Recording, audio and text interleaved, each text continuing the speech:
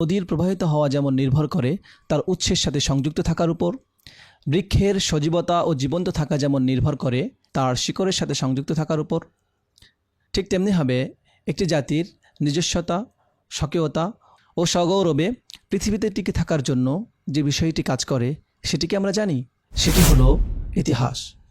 ইতিহাসই সেই সেতুবন্ধন যা জাতিকে তার পূর্বসূরীদের সাথে সংযুক্ত করে দেয়। বিখ্যাত গবেষক ও দার্শনিক আলেকজান্ডার বলেছেন, কোনো জাতিকে যদি বুলেট ছাড়াই ধ্বংস করে দিতে চাও তাহলে সে জাতিকে তার ইতিহাস ভুলিয়ে দাও।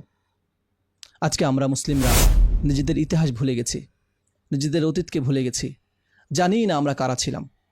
এজন্য আমরা হীনমন্যতায় ভুগি। অথচ আজকের এই উন্নত ইউরোপ বিজ্ঞানে, আবিষ্কারে চরম উৎকর্ষতার সিঁড়ি যারা অতিক্রম করেছে, সেই ইউরোপকে বিজ্ঞানের দিকে পথ দেখিয়েছে আমরা মুসলমানরাই। যে সময় ইউরোপ অন্ধকার যুগে ছিল, মধ্যযুগের অন্ধকারাচ্ছন্ন সময় পার করছিল, সে সময় স্পেনে মুসলিমরা যে খিলাফা প্রতিষ্ঠিত করেছিল, সেই খিলাফার পক্ষ থেকে যে ইলম ও জ্ঞান বিজ্ঞান প্রচার করা হয়েছে, সেখান থেকেই ইউরোপরা শিক্ষিত হয়ে আজকে বিশ্বের শ্রেষ্ঠ জাতি হিসেবে নিজেদেরকে উপস্থাপিত করেছে। কিন্তু প্রথম যুগের যে বিজ্ঞান, যে আবিষ্কার, এটা শিখিয়েছিল মুসলিমরাই। স্বয়ং ইউরোপের বিজ্ঞানীরাই কথা স্বীকার করতে বাধ্য হন, অকপটে স্বীকার করেন যে মুসলিমরাই হলো আধুনিক বিজ্ঞানের জনক। আল্লামা ইবনুল হাইতাম রাহিমাহুল্লাহকে বলা হয় আধুনিক বিজ্ঞানের জনক। তিনি সর্বপ্রথম আলোকবিদ্যার উদ্ভাবক, ক্যামেরার উদ্ভাবক তিনিই। মডার্ন সায়েন্সের জনক বলা হয় তাকে। একইভাবে চিকিৎসা বিজ্ঞানে মুসলিমরা এত দূর এগিয়ে গিয়েছিল যে ইউরোপীয় বিজ্ঞানী এবং গবেষকরা এই কথা বলতে বাধ্য হয় যে আল্লামা ইবনুল আব্বাস জাহরাউই তিনি আধুনিক সার্জারি বা শল্য চিকিৎসার জনক। তার কিতাব আত-তাসরিফ, কিতাবুত তাসরিফ আপনি পড়লে অবাক হয়ে যাবেন। আজ থেকে প্রায় 1000 বছর আগে তিনি সার্জারির যে অস্ত্রগুলো উদ্ভাবন করেছিলেন, আসলেই অবাক হওয়ার মতো।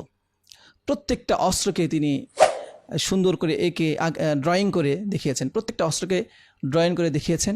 পাশাপাশি এই অস্ত্রকে কিভাবে কাজে লাগালে সঠিকভাবে সার্জারি করা সম্ভব সেটা উল্লেখ করেছেন। এজন্য ইউরোপীয় বিজ্ঞানীরা ও গবেষকরা তার কিতাব আত-তাসরিফকে মেডিকেলের বাইবেল হিসেবে স্বীকৃতি দিয়েছে।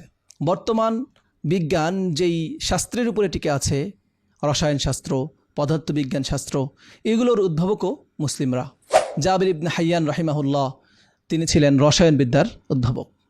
এজন্য আমরা যদি আমাদের অতীত ইতিহাসের এই সকল হিরোদেরকে চিনতে পারি, এই সকল বড় বড় ব্যক্তিদেরকে জানতে পারি, তাহলে আমাদের হীনমন্যতা কেটে যাবে আমাদের পিছিয়ে থাকার মানসিকতা, আত্মবিশ্বাসে ভরে উঠবে আমাদের দিল ও মন। তখন আমাদের দ্বারাই শুরু হতে পারে ইতিহাসের নতুন দিগন্ত। এজন্য ইতিহাসের সাথে সংযুক্ত হওয়া খুবই গুরুত্বপূর্ণ একটি বিষয়। আমরা যদি অতীতকে জানতে পারি তাহলে অতীতের সফলতার সিঁড়ি বেয়ে আমরা ভবিষ্যতের সফলতার সোপান আবিষ্কার করতে পারব। এজন্য আমরা আজকে শুরু করতে চাচ্ছি ইসলামের ইতিহাস সিরিজ। যেই সিরিজে আমরা আমাদের পূর্ববর্তী বড় বড় মানুষদেরকে জানব, ইসলামের ইতিহাস জানব, যা আমাদেরকে অনুপ্রাণিত করবে বিশ্ব ব্যবস্থায় আবার এগিয়ে যাওয়ার ক্ষেত্রে। আমরা যে ইসলামের ইতিহাসটি শুরু করতে যাচ্ছি, আসলে ইসলামের ইতিহাস এটি পরিচালনার দৃষ্টিকোণ থেকে মোটামুটি 4 ভাগে বিভক্ত। একটি হলো খিলাফতে রাশেদা, আরেকটি হলো খিলাফতে বনু উমাইয়া, আরেকটি খিলাফতে বনু আব্বাসিয়া, আরেকটি হলো খিলাফতে ওসমানিয়া। খিলাফতে রাশেদা বলতে কি বুঝি? খিলাফা এর শাব্দিক অর্থ হলো প্রতিনিধিত্ব করা, উত্তরাধিকার হওয়া, স্থলাভিষিক্ত হওয়া। আর পরিভাষায় খিলাফা বলা হয় হিয়া রিয়াসাতুন আম্মাতুন ফি আমরিদ্দিন ওয়াদ দুনিয়া খিলাফাতান আনিন নবী সাল্লাল্লাহু আলাইহি ওয়াসাল্লাম। অর্থাৎ রাসূলুল্লাহ সাল্লাল্লাহু আলাইহি ওয়াসাল্লামের প্রতিনিধি হয়ে দিন ও দুনিয়ার যাবতীয় বিষয়ের নেতৃত্ব দেওয়ার নাম হলো খিলাফা।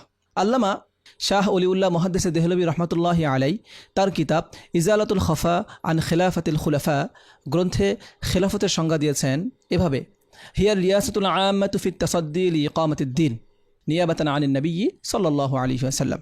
খিলাফা হলো সেই মহান রাষ্ট্র ব্যবস্থা, সেই কর্তৃত্ব, সেই ঐশী শাসন ব্যবস্থা যা দিন কায়েমের জন্য, দিন প্রতিষ্ঠার জন্য প্রতিষ্ঠা করা হয়। বিইহয়াইল উলুমিদ দীনিয়াহ, ইলমে দ্বীনকে জিন্দা করা, জীবন্ত করার মাধ্যমে। ওয়া ইকামাতি আরকানিল ইসলাম, এবং ইসলামের রোকনগুলো, বিধিবিধানগুলোকে প্রতিষ্ঠা করার মাধ্যমে।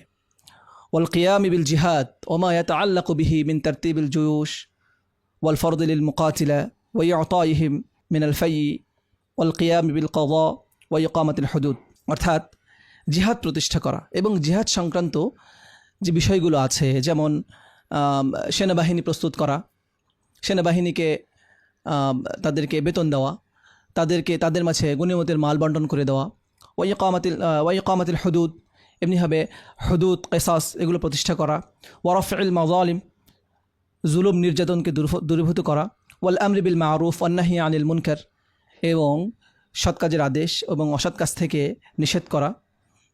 এই যে একটা প্রক্রিয়া, এই যে শাসন ব্যবস্থা, এই কাজগুলো যে শাসন ব্যবস্থার মধ্যে থাকবে তাকে বলা হয় খিলাফা। আজকে আমরা খেলাফতের সংজ্ঞা, পরিচয়, পরিচিতি জানলাম। আগামীতে আমরা জানবো ইনশাআল্লাহ খেলাফত কীভাবে প্রতিষ্ঠিত হয়, কতগুলো পদ্ধতিতে খেলাফত প্রতিষ্ঠিত হয়, এবং খলিফার জন্য কি কি গুণাবলী দরকার এবং তার জিম্মাদারি বা কী, এ বিষয়গুলো ইনশাআল্লাহ আগামী পর্বে আমরা জানবো। আমা তৌফিকি ইল্লা বিল্লাহ।